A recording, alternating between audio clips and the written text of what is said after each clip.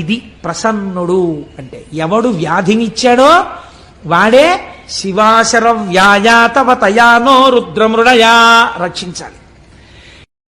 అటు వీడు చచ్చిపోకుండానూ కాపాడాలంటే పరబ్రహ్మమునకు తప్ప వేరొకడికి సాధ్యం కాదు. కాబట్టి శంకరుడు మాత్రమే చెయ్యాలి పని. చూడండి, శశిశేఖర అన్న నామాన్ని వ్యాఖ్యానం చేస్తూ అంటారు, దక్ష ప్రజాపతికి 27 మంది కుమార్తెలు. ఆ 27 మంది కుమార్తెలే 27 నక్షత్రాలు, అశ్విని భరణి కృత్తిక రోహిణి. వీళ్ళు ఈ 27 నక్షత్రాల్ని తీసుకెళ్లి చంద్రుడికిచ్చి వివాహం చేశాడు. ఒక ఆయనకే ఇచ్చేశాడు, గొడవ లేదు, పండగ ఒక్కడే అల్లుడు వస్తాడు. అందుకని 27 ఆడపిల్లల్ని ఒక్కరికే ఇచ్చాడంటే పూర్వం దక్షిణ నాయకత్వము అని ఒకటి ఉండేది. మీరు నన్ను క్షమించండి, నేను పురాణాంతర్గతంగా ఇలాంటి మాట అనకూడదని అండం ఎందుకు అంటున్నాను, ఒక దక్షిణ నాయకత్వాన్ని సమర్థించడానికి. అనుకోండి, విజయనగర సామ్రాజ్యాన్ని పరిపాలించినటువంటి రామరాయల వారు అప్పుడప్పుడు ఏదైనా ఊరిడితే ఆ ఊళ్ళో తరణిపోలిన పిల్లలు కనపడుతుండేవారట. దక్షిణ నాయకత్వం అంటే అలా ఉండేది. అంతమంది భార్యలతో ఉండేవారు. దశరథ మహారాజు గారికి 365 మంది భార్యలు ఉండేవారు. అలా పూర్వం ఆ దక్షిణ నాయకత్వం ఉండేది. అందుకని 27 ఆడపిల్లల్ని ఒక్క ఆయనకి ఇచ్చేసాడు ఆయన. ఈ 27 మంది భార్యలతో చంద్రుడు పాణిగ్రహణం చేసిన వాడు ఏం చెయ్యాలి? చక్కగా సంతోషంగా 27 మందితోటి కలిసిమెలిసి ఉండాలి. ఏదో ఒక ఆయన తాను రోజు పడక గదిలోకి వెళ్ళి చూసినట్టు, దానివల్ల గొడవలు వస్తున్నట్టు నువ్వు అలా ప్రవర్తించకని బుద్ధి చెప్పాడు వెంకటేశ్వర స్వామి వారికి. శ్రీదేవి వంకకు చిలిపిగా చూడకు, అలమేలు మంగకు అలకరానీయకు, ముద్దు సతులిద్దరిని ఇరువైపులా చేర్చి ఏ గొడవ లేకుండా హాయిగా నిదురపో శేషశైలావాస శ్రీ వెంకటేశ. ఆయన ఎలా పడుకోవాలో, భార్యలతో ఎలా సర్దుకోవాలో ఈయన పాఠం చెప్పి అలా నిద్రపోమని చెప్పాడు. అదో విచిత్రం. అంటే భావన చేత స్వేచ్ఛ కలిగి తన్మయత్వంతో పాడుకున్నటువంటి వాడికి హద్దెక్కడుందండి? కాబట్టి ఆయన అలా దర్శనం చేయగలిగాడు. అంటే ఆయన ఎప్పుడో ఈయన అలా చూడడం, ఆవిడ కొంచెం కోపడ్డం అవి ఆయన చూశాడనమాట. అందుకని నువ్వు అలా అనవసరంగా గొడవలు తెచ్చుకోక, పొద్దున్నే ఒక అమ్మవారు చిన్నబుచ్చుకుంటే మాకు కష్టంగా ఉంటుంది, ఇద్దరిని సమానంగా చూస్తూ పడుకో అన్నాడు ఆయన.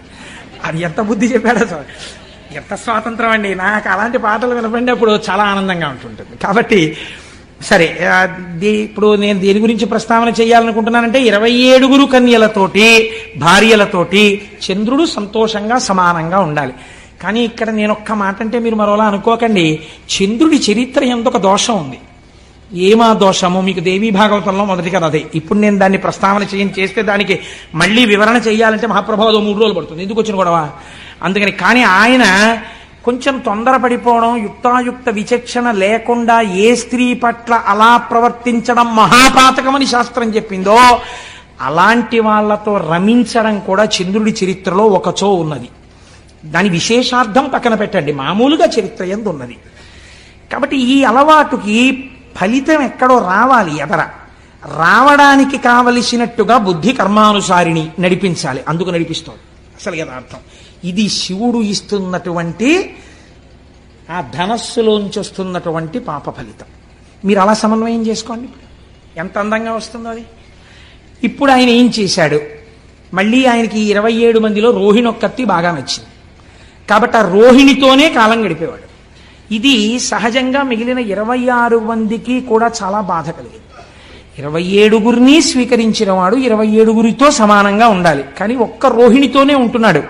వాళ్ళు ఎంత బాధతో మాట్లాడారో తెలుసా అండి? తండ్రి గారి దగ్గరికి వెళ్ళి, నేను అన్ని పద్యాలు చెప్తూ కూర్చుంటే 42 రోజులు ఏంటి, ఆయన చెప్పినట్టు సంవత్సరం అయిపోతుందో ఏమిటో గొడవ అని బెంగెట్టుకుని 1-2 పద్యాలు మాత్రమే చెప్తున్నాను. అందరి నేల ఇట్లు జలజారికి నిచ్చితివి, ఒక్క రోహిణీ సుందరినిచ్చినన్మిగుల సొంపుగా నుండెడిది, ఎక్కడేని మాకుందక భర్త చిక్కకయే గొడ్డైపోవునో పృథ్వీ.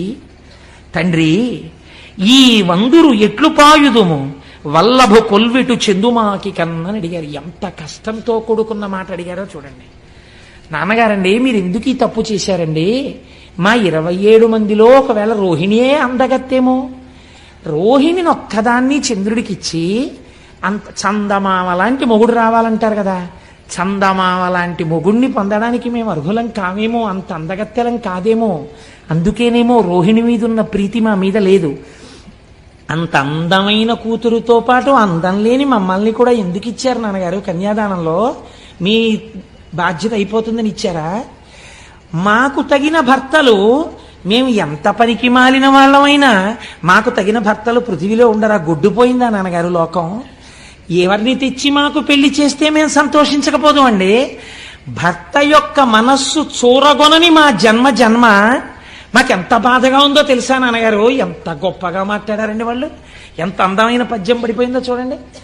నాన్నగారండి గొడ్డుపోయిందా లోకం? మమ్మల్ని ఎందుకు ఇచ్చారు నాన్నగారు చంద్రుడికి 27 మందిని?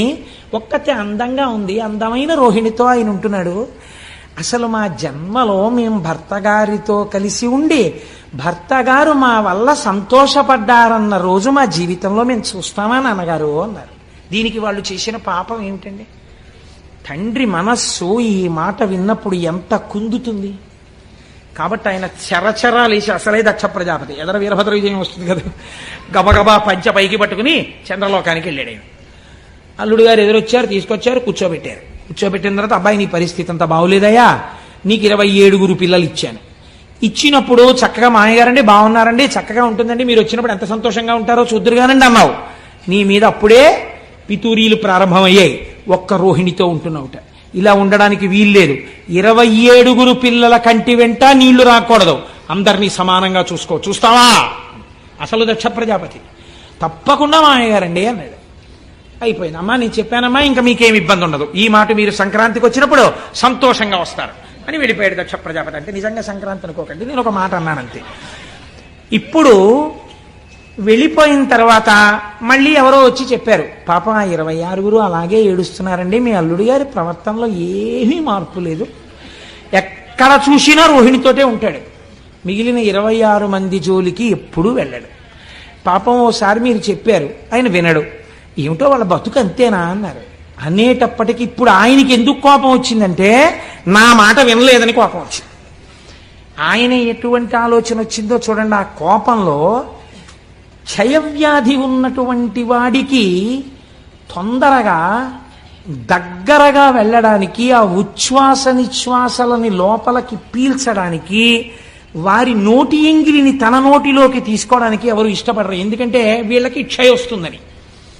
కాబట్టి ఆయన అన్నాడు, నీ విశృంఖలత్వానికి నేను అడ్డు వేస్తాను, కాబట్టి నువ్వు క్షయవ్యాధి పీడితుడవగుదువుగాక. ఆయన ఉద్దేశం ఏమిటి? పూర్వం సంతోషపడినట్టు రోహిణి కూడా నీ దగ్గరికి రానివ్వదు, క్షయ వచ్చింది కాబట్టి. ఇప్పుడు శుశ్రూష చేయడానికి భార్యలని మాత్రం మిగిలిన వాళ్ళని పిలుస్తావు, నీ బతుకు బయటెడుతుందన్నాడు. క్రోధంలో అదుపు తప్పిన మాట వచ్చేసింది మామగారు నోటి వెంట. వచ్చి నువ్వు క్షయవ్యాధి పీడితుడు వగుదువుగాక అన్నాడు. ఈయనకి క్షయవ్యాధి వచ్చింది, కానీ దేవతలందరికీ భోజనాలు పోయి ఉపవాసాలు చేసి న్యూరోబియాన్ ఇంజక్షన్లు చేయించుకోవాల్సి వచ్చింది. వాళ్ళందరూ నీరసపడిపోయారు. ఇదేమిటండి, చంద్రుడికి క్షయవ్యాధి వస్తే దేవతలకు నీరసం రావడం ఎందుకు అంటే, ఇక్కడ ఒక పెద్ద మర్మం ఉంది. చంద్రుడు బాగా ప్రకాశిస్తే ఆయన యొక్క అనుగ్రహం చేత ఓషధులు ప్రకాశిస్తాయి. ఓషధులు బాగా ప్రకాశిస్తే ఆ ఓషధులతో కూడినటువంటి ద్రవ్యములతో యజ్ఞం చెయ్యాలి. ఈ యజ్ఞంలో ఓషధుల్ని కూడా వేస్తే ఈ హవిస్సులు దేవతలు తీసుకుంటారు. దేవతలు తీసుకుని వాళ్ళ ఆకలి తీరితే వాళ్ళకు మనకు మంగళములను ఇస్తారు. దేవతలకి హవిస్సులు లేవు, లోకాలకి మంగళాలు లేవు. ఇటు వీళ్ళు మాడిపోయారు, అటు వాళ్ళు మాడిపోయారు. ఎందుకు వచ్చింది ఇదంతా? చంద్రుడికి క్షయవ్యాధి వచ్చింది. కాబట్టి ఇప్పుడు ఇది ఎవరి సమస్య అయి కూర్చుంది? చంద్రుడి వ్యక్తిగత సమస్య కాదు, అన్ని లోకాల సమస్య. ఎంత చిత్రంగా పరిగణించిందో చూడండి విషయం. ఇప్పుడు వీళ్ళందరూ మాట్లాడుకున్నారు. అత్రి మహర్షిని పిలిచారు. అందరూ కలిసి చతుర్ముఖ బ్రహ్మగారి దగ్గరికి వెళ్ళారు. పెద్ద ఆయన పాపం ఆయన్ని అడుగుతారు అందరూ. ఆయన దగ్గరికి వెడితే చూడండి, మనం సాధారణంగా ఓ మాట అంటాం, ఏమండి వీడు ఇలా తప్పు చేశాడు, కొంచెం చేయనంటే వీడికే చెయ్యాలి ఉపకారం. వీడికండి చెయ్యాలి? మీరు తండ్రి, మీరు మర్చిపోయారేమో, వీడు చేసిన తప్పుడు పనులన్నీ నాకు బాగా గుర్తున్నాయి. ఎంత ఏడిపించాడంటే బృహస్పతిని, నాకు తెలీదా? ఆ రోజు నేనే కదా చతుర్ముఖ బ్రహ్మని జోక్యం చేసుకున్నాను. వీడికి అసలు ఇటువంటి ఇది రావాలి, బాగా వచ్చింది నాళ్ళకి, మామగారు బలి చేపించాడు. కానీ ఇగో వీళ్ళ కోసం ఓ మార్గం చెప్పక తప్పదు అని చెప్తాడు. చూసారా ఓ పెద్ద ఆయన, అలాగే చెప్పాడు బ్రహ్మగారు. ఆ పద్యం వినండి ఎంత గొప్పగా పడిందో. పరకాయ ప్రవేశం చేసి అత్యంత సహజమైన రచన చెయ్యడం అంటే అది. అయినను లోక సౌఖ్యమును నారసి చెప్పెద, వీడు తుంటరివాడు, వీడికి చెప్పకూడదు అసలు, వీడి చేవ్యాధితో బాధపడిన గొడవేం లేదు. అయినను లోక సంక్షేమం కోసం చెప్తున్నారు. ఇటు మీరు అటు వాళ్ళు బాధపడుతున్నారు కదా, అందుకు చెప్తానన్నాడు బ్రహ్మగారు. ఆ ప్రభాసమాన్యూనత రాఘహారియగు నొద్దిక వీడత చేరి శంకరున్ పూనిక కొల్చుచున్ తపసుభూని వసించిన కొన్ని నాళ్లకి గ్లానిని మాన్పగాగలదు కాలహరుండు దృఢంబు పొండికన్. నేను చెప్తున్నాను రా ఉపాయం. ఏహి లేదు, వీడు ప్రభాస క్షేత్రానికి వెళ్ళాలి. వెళ్ళి సముద్రపు ఒడ్డున ఉంది, అది అరేబియా మహాసముద్రం అని ఇప్పుడు మనం పిలుస్తున్నామే, ఆ సముద్రపు ఒడ్డుకు వెళ్ళి కూర్చుని ఆ ప్రభాస క్షేత్రంలో ఓ గుంట తవ్వి అందులో ఒక పార్థివలింగాన్ని పెట్టుకుని పంచాక్షరీ మహామంత్ర జపాన్ని మృత్యుంజయ మహామంత్రంతో కలిపి అనుష్ఠానం చెయ్యాలి. ఎందుకని? క్షయం వచ్చేసింది కాబట్టి మృత్యుంజయ మంత్రంతో కలిపి అనుష్ఠానం చెయ్యాలి. ఎంత శాపం ఉన్నా ఇటు బ్రాహ్మణ వాక్కుని కాపాడి అటు వీడు చచ్చిపోకుండానూ కాపాడాలంటే పరబ్రహ్మమునకు తప్ప వేరొకడికి సాధ్యం కాదు. కాబట్టి శంకరుడు మాత్రమే చెయ్యాలి ఈ పని. వీడిని పార్థివలింగాన్ని అర్చన చెయ్యమనండి అన్నారు.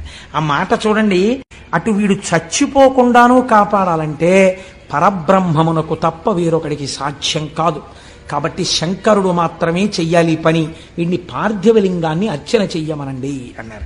ఆ మాట చూడండి, ఉద్దిక వీడత చేరి. బ్రహ్మగారు మాట్లాడేటప్పుడు ఈయన్ని అండం, ఆ చికాకుంది చంద్రుడి మీద, ఆయనకి కోపం ఉంది, అందుకని వీడిని అక్కడికి వెళ్ళమనండి. ఎంత బాగా అన్నాడు చూడండి. ఒద్దిక వీడట, అక్కడైనా బుద్ధిగా కూర్చోవాలి. మళ్ళీ అక్కడికి వెళ్ళి కూర్చుని ఏదో పనులు మొదలెట్టకూడదు, మళ్ళీ ఏదో శాపాలు తెచ్చుకోకూడదు, మళ్ళీ నా దగ్గర రాకూడదు. ఉద్దిక అక్కడ కూర్చుని శివుడి గురించి ఆరాధన చేయమనండి, పోమనండి అక్కడికి. అలాగేనండి బాబాయ్ అన్నాడు ఇప్పుడు అని. ఇప్పుడు బయలుదేరి ప్రభాస క్షేత్రం చేశాడు. ఏం చేస్తాడు? చేసిన పాపం అనుభవించాలి, వచ్చింది శిక్ష. కాబట్టి ఇప్పుడు అక్కడ కూర్చుని పంచాక్షరీ మహామంత్రాన్ని మృత్యుంజయ మహామంత్రంతో అనుసంధానం చేశాడు. పంచాక్షరీ మహామంత్రాన్ని మృత్యుంజయ మహామంత్రంతో అనుసంధానం చేశాడు. ఇది ప్రసన్నుడు అంటే ఎవడు వ్యాధినిచ్చాడో వాడే శివాశర వ్యాయాతవతయానో రుద్రమృడయా రక్షించాలి. ఇప్పుడు వెళ్ళి కూర్చుని జపం మొదలెట్టాడు. కొన్ని కోట్ల జపం అయిపోయింది. అయిపోయిన తరువాత చంద్రోద్భాసిత శేఖరే స్మరహరే గంగాధరే శంకరే సర్పైర్భూషిత కంఠకర్ణ వివరే నేత్రోద్ధవైశ్వానరే దంతిత్వకృత సుందరాంబరధరే త్రైలోక్య సారే హరే మోక్షార్థం కురు చిత్త వృత్తి మమలాం అంతైస్తు కింకర్మభిః అంటారు శంకరాచార్యుల వారు. అటువంటి స్వరూపంతో భగవానుడు శంకరుడు ప్రత్యక్షమయ్యాడు. స ఉమ పార్వతీ సహితుడై ప్రత్యక్షమయ్యాడు. క్షయవ్యాధితో శుష్కించిపోయి ఉన్నాడు చంద్రుడు. ఏనాయనా ఏమిటి నీ అభీష్టం అని అడిగాడు. అయ్యా నాకు క్షయవ్యాధి తగ్గిపోవాలండి అన్నాడు. ఇప్పుడు నీ క్షయవ్యాధి పోతుంది అని పరమాత్మ అనగలరు అంటే ఎవరి మాట పోయింది? దక్ష ప్రజాపతి మాట పోయింది. అంటే నే శాపం పెట్టేవాడిని, నువ్వు రక్షించేవాడివా అంటాడు. కాబట్టి ఇప్పుడు ఇద్దరిని దృష్టిలో పెట్టుకోవాలి. అటు పెద్ద ఆయన మాట నిలబడిపోవాలి, ఇటు పిల్లాన్ని రక్షించాలి. ఇంత తప్పు చేసి ఉన్నవాడైనా తన పాదములు పట్టుకుంటే బుద్ధిని కూడా సంస్కరించాలి. అందుకే ఆ తర్వాత చంద్రుడు 27 భార్యలతో సమానంగా లేడన్నటువంటిది లేదని చెప్పడానికి ఉదాహరణే చాంద్రమానంలో మీరు చెప్తున్న తిథులు కదండి. లేకపోతే చంద్రమానంలో ఎలా జరుగుతున్నాయి తిథులన్నీ? చంద్రుడు కూడుతున్నాడు కదా నక్షత్రాలతోటి. కాబట్టి ఇప్పుడు బుద్ధిని మార్చాడు. అదే కదండి, మరి అందుకేగా రుద్రశబ్దం వాడారు మీరు. ధర్మం వైపుకు మారుస్తాడు బుద్ధిని అనే కదా మీరు రుద్రశబ్దం వాడారు. కాబట్టి ఇప్పుడు ఏం చేశాడు? బుద్ధిని ముందు మార్చి అటు పెద్ద ఆయన మాట నిలబెట్టాలి దక్ష ప్రజాపతి. కాబట్టి అన్నాడు, నీకు క్షయ ఉంటుంది కానీ 15 రోజులు క్షీణిస్తావు, 15 రోజులు వృద్ధి పొందుతుంటావు. కాబట్టి ఇంకా క్షయ పూర్తిగా లేదు కాబట్టి నశించిపోవు, ఎప్పుడూ హాయిగా ఉంటావు. సరికదా పిల్లాడా, ఎప్పుడైనా ఎవరైనా నీ పాత కథలు తలుచుకోకుండా నువ్వు పూర్తిగా ఇప్పుడు గొప్పవాడివయ్యావు, నీ చరిత్రే మారిపోయింది, నువ్వు సద్బుద్ధున్నవాడివి, నా చేత అనుగ్రహింపబడిన వాడివని తెలుసుకోవడానికి, నాతో కలిపి నీ దర్శనం చెయ్యడానికి నా పేరే నీతో కలుపుకుంటాను, చంద్రశేఖర అని పిలిపించుకుంటానని ఆ చంద్రుణ్ణి చేసి నెత్తిన పెట్టుకున్నాడు. ఏమి ఔదార్యమూర్తి అండి పరమాత్మ. ఇది ఆయన కారుణ్యం అంటే. నీకేమిటి బెంగ? కాలమునకు వశుడు కాని వాడను నేను, నా నెత్తి మీద నిన్ను పెట్టుకున్నాను రా. చతుర్ముఖ బ్రహ్మగారు అన్నాడు, వీడును పోయి ఉద్దికను అన్నారు. ఆయన అన్నారు, తప్పు అందరూ చేస్తారులే నాన్న, చేసావు, నీ బుద్ధి మార్చుకో. నీ బుద్ధి మారింది, ఇప్పుడు నిన్ను నెత్తి మీద పెట్టుకుంటాను. ఇప్పుడు మీకు ఇది విని ఏమైంది? శశిశేఖర, తప్పులు జరిగిన వాటికి వేళ్లు విరవకండి. ఇంత కారుణ్యమూర్తి అయిన శంకరుడి పాదాలు పట్టుకున్న వాడికి ఒక్కసారి పట్టుకుంటానని పూనికతో నిలబడితే మిమ్మల్ని కూడా నెత్తి మీద పెట్టుకోవడానికి ఆయన సిద్ధంగా ఉన్నాడు కదండి. అందుకని శశిశేఖర, అందుకని నెత్తి మీద చంద్రుణ్ణి పెట్టుకున్నవాడా అని ఈయన్ని పిలవలసి వచ్చింది. ఆయన క్షయవ్యాధి పోయింది, చాంద్రమానం వచ్చింది. ఇప్పుడు ఈ చంద్రుడు పార్వతీదేవికి గొప్ప భక్తుడయ్యాడు. అందుకే మనుశ్చంద్ర కుబేరశ్చాలోపాముద్రా చ మన్మద అగస్తీరగ్ని సూర్యశ్చ ఇంద్రస్కంధస్తథైవ చ అని క్రోధభట్టారకో దేవ్యా ద్వాదశామి ఉపాసకా 12 మంది అమ్మవారి మహాభక్తులలో ఈయన కూడా ఒకడయ్యాడు. అయితే ఇక్కడ ఒక చిత్రం జరిగింది. శంకరుణ్ణి చూసి అన్నారు, స్వామి చాలా బాగుందండి, మీరు నెత్తి మీద చంద్రుణ్ణి పెట్టుకున్నారు, శశిశేఖర అన్న నామం మీకు వచ్చింది, అంతవరకు మేము ఒప్పుకున్నాం. అదే సోమనాథలింగం. స ఉమానాథుడు ఒక అర్థం. అంటే పార్వతీదేవి పక్కన ఉన్నటువంటి కారుణ్యమూర్తి, సశక్తిపరుడు కాదు. సోముడు అంటే చంద్రుడు. సోముడు ప్రార్థన చేశాడు, నన్ను ఇంత అనుగ్రహించిన నీవు ఉత్తరోత్తర ఎవరొచ్చినా రక్షించడానికి ఇక్కడే విలియవలసినది అన్నాడు. జ్యోతిర్లింగమయ్యాడు. అందుకే అది స్వయంభూలింగాలలో జ్యోతిర్లింగాలలో మొట్టమొదటి లింగం. మీకు తెలిసి వెళ్ళినా తెలియక వెళ్ళినా దీర్ఘకాలం పీడించేటటువంటి వ్యాధులు నయమవుతాయని, భవిష్యజ్జన్మలలో చేసిన పాపముల వలన భయంకరమైన వ్యాధులు, కుష్ఠవ్యాధి వంటి వ్యాధి రావలసినటువంటి పాపములు ఖాతాల్లో ఉండిపోయినా అవి భగ్నమైపోతాయని, సోమనాథలింగ దర్శనం చెయ్యాలని మనకి శాస్త్రం చెప్తోంది. మమ్మల్ని అనుగ్రహించి గోపాలకృష్ణ గారు తీసుకెళ్లబోతున్నారు సోమనాథలింగ దర్శనానికి ఏప్రిల్లో. కనుక ఒకరన్నారు, అయ్యా ఇక్కడ వరకు బాగుందండి, చాలా బాగుంది, సోమనాథలింగ దర్శనం చెయ్యవలసిందే. ఈ లింగం మీద కన్నుబడే ఈ దేవాలయాన్ని ఎన్ని మాటలు ధ్వంసం చేశారో కొందరు. ధ్వంసం చేస్తే మహానుభావుడు ఉక్కు మనిషి అనిపించుకున్నటువంటి భారతదేశపు ఉప ప్రధాని చేసినటువంటి సర్దార్ వల్లభభాయ్ పటేల్ గారు, ఆయన ఆధ్వర్యంలో ఒక కమిటీ ఏర్పడి సోమనాథ దేవాలయాన్ని పునర్నిర్మాణం చేసి అత్యద్భుతమైన దేవాలయంగా రూపుదిద్దారు ఇప్పుడు. కాబట్టి ఈ చంద్రశేఖరుణ్ణి దర్శనం చేసిన మాట యథార్థం అయితే, అయ్యవారు ఇక్కడ చంద్రుణ్ణి పెట్టుకున్నాడు అనుకోండి, చాలా బాగుంది స్వామి, ఇక్కడ నువ్వు చంద్రుణ్ణి పెట్టుకున్నావు అనేసి మీరు వెళ్ళిపోగలరండి ఇంటికి. మా స్వామి పరమాచార్య స్వామి ఒక మాట చెప్పారు. ఆయన అన్నారు ఒక రోజున, ఆయన నాకు ప్రాణం అండి మహానుభావుడు, అలా వెళ్ళిపోతూ ఎక్కడో కూర్చునేవారు, ఏదో గుర్తొచ్చేది, ఆకాశంలో చంద్రుణ్ణి చూస్తే ఓ నవ్వు నవ్వేవారు. నవ్వు నవ్వి ఆయన అన్నారు, మౌళౌ గంగా శశాంకౌ కరచరణతలే శీతలాంగా భుజాంగా వామే భాగే దయార్ద్రా హిమగిరి దుహిత చందనం సర్వగాత్రే యుద్ధం శీతం ప్రభూతం కనక సభానాథ సోఢుం క్వశక్తి చిత్తే నిర్వేదతస్తే యది భవతి నతే నిత్యవాసో మదీయే అన్నారు. ఈశ్వర, మాకు కొంచెం ఆశ్చర్యంగా ఉంటుందండి, మొన్ననే కదా పుష్యమాసం వెళ్ళిపోయింది. ఆర్ద్రా నక్షత్రమేమో శంకరుడికి ప్రీతి, శ్రవణ నక్షత్రమేమో మా స్వామి వెంకటేశ్వర స్వామి వారికి ప్రీతి. శివకేశవులని రెండు ఎక్కడ ఉన్నాయండి? ఉన్న ఒక్క మూర్తిగా. ఒక్కసారి అలంకారం చేయించుకుని మనని సంతోష పెడతాడు, ఒకసారి అభిషేకం చేయించుకుని సంతోష పెడతాడు. కాబట్టి ఆయన అన్నారు, మౌళౌ గంగా శశాంకౌ, ఈశ్వర నీ తలలో ఇప్పటికే గంగమ్మ ఉంది. ఆ గంగమ్మ ఉత్తినే కూర్చుంటుందా? ఎప్పుడు కదులుతుంది, ప్రవహిస్తుంది. నీరు అలా స్టాగ్నెట్ అయి ఉండిపోతే కుళ్ళుకంపు వస్తుందండి. అందుకని తిరుగుతుంటుంది ఆ జటాజూటంలో. అలా తిరుగుతుండడంలో ఏమవుతుంది, కిందకి ఇలా కారిపోతుంటుంది. ఆ నీళ్లతో నీ ఒళ్ళే ఏమవుతుంది, ఎప్పుడూ తడిసిపోతుంది. ఎప్పుడు శంకరుడి దగ్గరికి వెళ్ళి ఇలా ముట్టుకుందామన్నా పార్వతీదేవి చల్లగా తడిసిపోయి ఉంటాడు. అబ్బా తుడుచుకోండి అంటుంది, మళ్ళీ తుడుచుకుంటాడు, మళ్ళీ తడిసిపోతుంటాడు. కాబట్టి ఈశ్వర ఇప్పటికే గంగ ఉంది, అది చల్లగా ఉంటాయి నీళ్లు. చాలదన్నట్టు ఇప్పుడు ఏం చేశావు, చంద్రుడిని తెచ్చి నెత్తి మీద పెట్టుకున్నావు. కాబట్టి ఇప్పుడు నీ తలకాయ ఎంత చల్లగా ఉండాలి.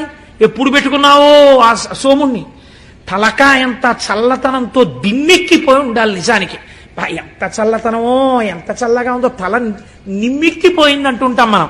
వానలో బాగా తడిసిపోయి ఇంటికి వచ్చారనుకోండి భర్త, భార్య గబగబా ఏం చేస్తుందంటే ఇప్పుడు లేవనుకోండి కుంపట్లో బొగ్గులేసి గబగబా విసిరి ఒక్కసారి రండి మీకు పడిశం పట్టేస్తుంది, కాస్త సాంబ్రాణి వేస్తానని చక్కగా ఆయన నిప్పుల్లోకి పడకుండా ఇలా కొంచెం తల వంచుతుంటే ఏదో పెద్ద బడాయికి పోయి ఇలా ఏదో తెలియక వంచేసినట్టు తల వంచి ఆవిడ పట్టుకుంటే ఇలా సాంబ్రాణి వేస్తుంటే ఆయనకు అదో సంతోషం, ఇంత మానలో తడిచిన శ్రమ పోయేది ఆయనకి.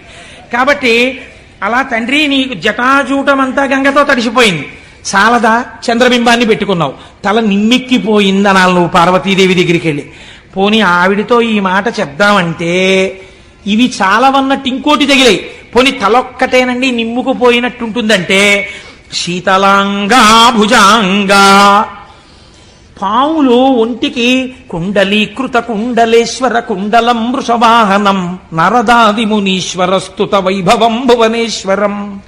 ఆయనకి చెవులకి పావులే, కంఠంలో పామే, భుజాలకి పాములే, పాదానికి వాసుకి చుట్టుకుని ఉంటాడు. వాసుకి ఇద్దరికి ఆభరణం, నారాయణుడికి ఇటు శివుడికి వాసుకి చుట్టుకుని ఉంటాడు. వాళ్ళు చుట్టుకుంటే మీకేమిటండి బెంగ అంటారేమో, పాము అడుగు భాగం చాలా చల్లగా ఉంటుంది. ఇంత చల్లగా ఉన్న పాములు ఒళ్ళంతా చుట్టుకున్నాయి, పైన అంటుంటాలి. ఒళ్ళంతా పాములు సాధారణంగా పైన చలేస్తే తడిసిపోతే ఏదో ఒళ్ళంతా ఇలా దగ్గర పెట్టుకుని అంటారు. ఇవి చలి, ఒళ్ళంతా ఇవే, వీటిని ఏమైనా అన్నామంటే ఇంకా ఇంకా పాకుతాయి, ఇంకా చలి, ఒళ్ళంతా చల్లగా ఉంటుంది. పోన్లేవయ్యా, ఎవడైనా ఏం చేస్తాడు ఇంత చల్లగా ఉంటే? మరోలా అనుకోకండి, మర్యాదకి చెప్తున్నాను. ఉత్తర క్షణంలో ఉష్ణాన్ని పొందాలంటే వెళ్ళి భార్యను ఆలింగనం చేసుకోవాలి, కాస్త వెచ్చటి సుఖాన్ని పొందాననుకోవాలి. పోనీ అలా వెళ్ళి నువ్వు మీ ఆవిడ్ని కౌగిలించుకున్నావు అనుకో, ఆవిడిటువంటిది.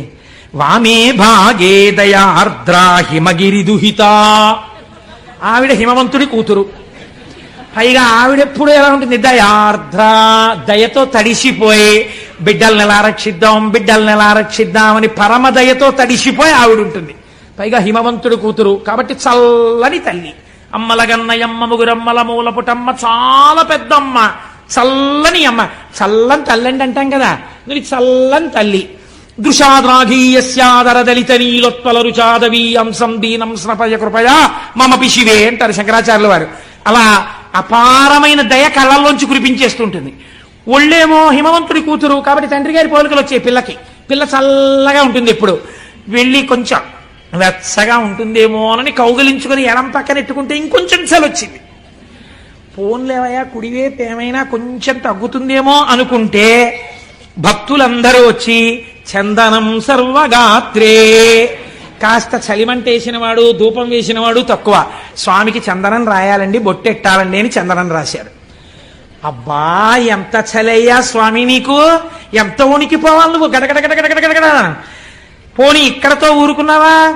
ఇద్దం శీతం ప్రభూతం కనక సభానాథ సోఢుంక శక్తి.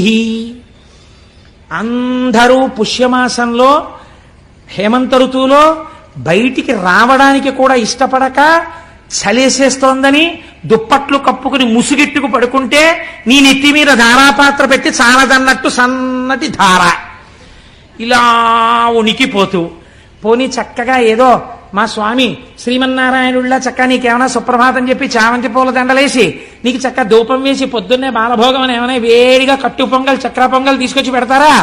నీకు అభిషేకాలు మొదలెడతారు పొద్దున్నే. పాపం నీకు పూజ ఎప్పుడు, నీకు అలంకారం ఇప్పుడు 11 అయ్యాక. తెల్లారకట వీళ్ళందరికీ మాత్రం స్వెట్టర్లు వేసుకుంటారు, మంకీ క్యాప్లు పెట్టుకుంటారు, గుళ్ళోకి వస్తారు. వీళ్ళు మాత్రం తలకో చెంబు నీళ్లు పట్టుకొచ్చి నీ మీద పోసేస్తుంటారు.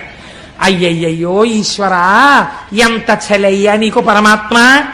సోఢుంక శక్తి, ఇంత చల్లగా ఉందే నీ పరిస్థితి, ఎలా తట్టుకుంటున్నావయ్యా వణకకుండా అని వెంటనే అన్నారు. నాకు అర్థమైంది ఎందుకు నీకు శక్తి వచ్చిందో తెలుసా?